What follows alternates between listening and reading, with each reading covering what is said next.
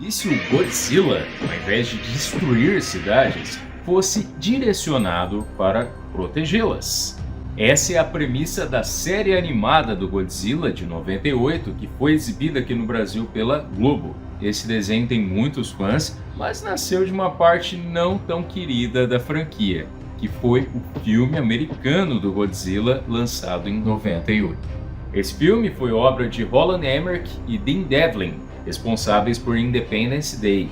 A dupla ignorou toda uma lista de regras para a franquia Godzilla elaborada pela Toho, os donos da criatura. Também resolveram não usar o visual clássico do Godzilla. A ideia deles era reimaginar Godzilla como uma criatura que luta pela sua sobrevivência. Pediram para o artista Patrick Tatopoulos bolar algum visual para um Godzilla que pudesse se mover bem rápido. O Godzilla, desenhado por ele, lembra muito uma iguana. Emmerich e Devlin também mudaram as habilidades. Ele agora poderia cavar e entrar debaixo da terra. A origem do Godzilla nessa versão é que ele foi criado como resultado de testes nucleares na Polinésia Francesa nos anos 40. E agora, nos anos 90, ele estava à solta. Para entender a criatura, o exército americano convocou o biólogo Nick, apelido de Nico Tatopoulos, mesmo sobrenome do artista. Nick descobre que essa criatura pode se reproduzir de forma assexuada e toda uma equipe vai atrás do ninho. O filme foi lançado em 98 e não foi bem recebido nem por críticos, nem por fãs da franquia Godzilla. Críticos não gostaram dos personagens humanos e o próprio Matthew Broderick admitiu que não era uma boa opção para o papel, enquanto os fãs dos filmes japoneses simplesmente detestaram a nova versão da criatura. Ele foi bem na bilheteria, mas abaixo do esperado. Então os planos para 2 sequências para fechar uma trilogia foram abandonados. Mas antes da estreia, o estúdio TriStar preparou uma campanha de marketing gigantesca, acreditando no potencial dessa versão do Godzilla como uma franquia de sucesso. Um dos planos envolvia uma série animada. 8 meses antes da estreia, o desenho já estava sendo produzido pela Adelaide Productions da Sony e comprado pela Fox. O projeto foi encabeçado por Richard Haynes e Jeff Kline. Já falamos dos dois aqui no FREC, no vídeo sobre os novos Caça-Fantasmas, e também do Jeff Kline no vídeo sobre o desenho do Jack Chan. Essa série animada do Godzilla foi produzida sob sigilo total. O visual desse Godzilla americano ficou escondido até o filme ser lançado nos cinemas. Nas propagandas só se via partes dele. Para manter tudo em segredo, foi usado o nome falso Hitseekers. Foram até criadas artes de alguns super-heróis para parecer que essas seriam as estrelas desse desenho. Parte da equipe criativa do desenho nem sabia como a criatura seria. Eles trabalhavam em cima de um visual falso, só para terem conhecimento das proporções e terem uma ideia de como poderiam criar todo um mundo ao redor desse monstro. O desenhista Phil Barlow, que também trabalhou em Os Novos Caça-Fantasmas, ficou responsável por adaptar o visual elaborado por Patrick Tatopoulos para o desenho animado e também por elaborar vários outros monstros para o Godzilla combater. O desenho continua a história do filme, mas alterando um pouco o final dele. No primeiro episódio, vemos Nick, desenhado de uma forma que não parece em nada com Matthew Broderick, possivelmente para evitar pagar pelo uso da aparência do ator. Nick está presente durante o nascimento de um filhote do Godzilla e a criatura se afeiçoa a ele. Nick o salva de ser destruído e parte para estudá-lo. Ele organiza a fundação da HIT, uma sigla que no inglês significa Equipe de Análise Ambiental Humanitária, para lidar com monstros criados graças à poluição. Outros personagens do filme se unem a ele, como a especialista em comportamento Dra. Elsie Chapman e o engenheiro e químico Dr. Mendel Craven.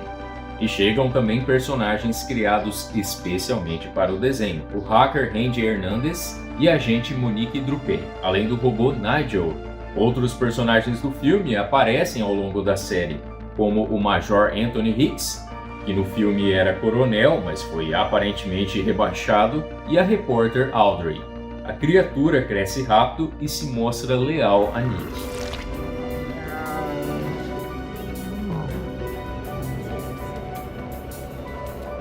A Hit viaja pelo mundo procurando criaturas mutantes causadas por testes nucleares e outras atividades humanas de grande impacto ambiental. Godzilla combate as criaturas com a assistência da Hit. Os produtores do desenho quiseram passar a impressão de que Godzilla não está simplesmente à disposição dos comandos dos humanos. Ele está protegendo aquilo que ele considera como o seu lar, que é a Terra. Como Nick, ele age um pouco como um bichinho de estimação em alguns momentos, mas ele tem sua independência e sua autonomia. Godzilla, nesse desenho, ficou meio parecido com o Ultraman. É um ser gigante e heróico que enfrenta monstros do mal com o apoio de uma equipe terrestre com quem tem uma comunicação indireta. Tem algumas semelhanças com um desenho do Godzilla feito pela Hanna-Barbera em 1978, e também tinha uma equipe de humanos trabalhando ao redor de um Godzilla mais herói. Interessante que tiveram planos descartados de equipamentos de comunicação entre Nick e Godzilla. Inclusive algo que parece que seria para o Nick meio que dirigir o Godzilla, mas não chegaram a entrar na série. Um desses foi reaproveitado no episódio Visão, em que um aparelho é colocado no Godzilla para que ele pudesse rastrear uns beija-flores mutantes. Os monstros foram criados especialmente para o desenho. A equipe criativa não tinha permissão para usar nenhum dos vários inimigos do Godzilla da série de filmes japonesa, então tiveram que criar vários monstros novos do zero. Muitos que trabalhavam no desenho eram fãs dos filmes originais, e muitas das criaturas são homenagens. E com esse envolvimento de gente que aprecia o Godzilla japonês, o desenho acabou ficando mais próximo do conceito original do que o filme. Até porque a equipe fez o desenho sem assistir ao filme, que ainda não estava pronto. Como resultado, esse desenho conquistou até alguns dos fãs do Godzilla japonês. Afinal, aqui tem Godzilla enfrentando monstros gigantes, algo que os produtores do filme fizeram questão de não colocar. Ele também é mais resistente do que vemos no filme, já que o Godzilla americano do cinema fugia de ataques do exército. E tem a clássica rajada atômica. Entre os roteiristas de episódios estão alguns que vêm dos quadrinhos, como Len Wein, Marv Wolfman e Scott Lobdell, além do lendário Michael Reeves. A Trademasters, que fazia brinquedos do Godzilla, tinha planos para fazer alguns dessa série animada. Mas como os brinquedos do filme venderam pouco, não parecia um bom negócio. Os únicos que saíram foram brindes da rede Carl's Jr. O desenho rendeu 2 games para o Game Boy Color e um jogo de tiro no parque Discovery Zone. Quando estreou, o desenho foi muito bem de audiência, mas na sua segunda temporada ele foi pego no fogo cruzado da guerra entre Pokémon e Digimon.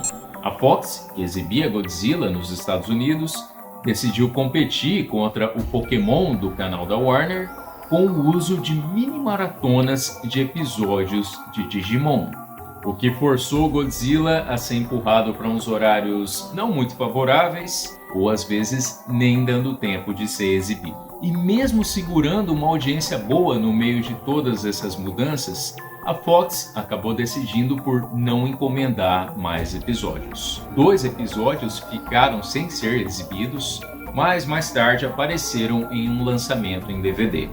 Um monstro muito parecido com o Godzilla americano apareceu em algumas produções japonesas com o nome Zilla, porque eles dizem que os americanos tiraram o God do Zilla nessa versão. Esse Zilla chegou a aparecer em Godzilla Final Wars enfrentando o Godzilla original.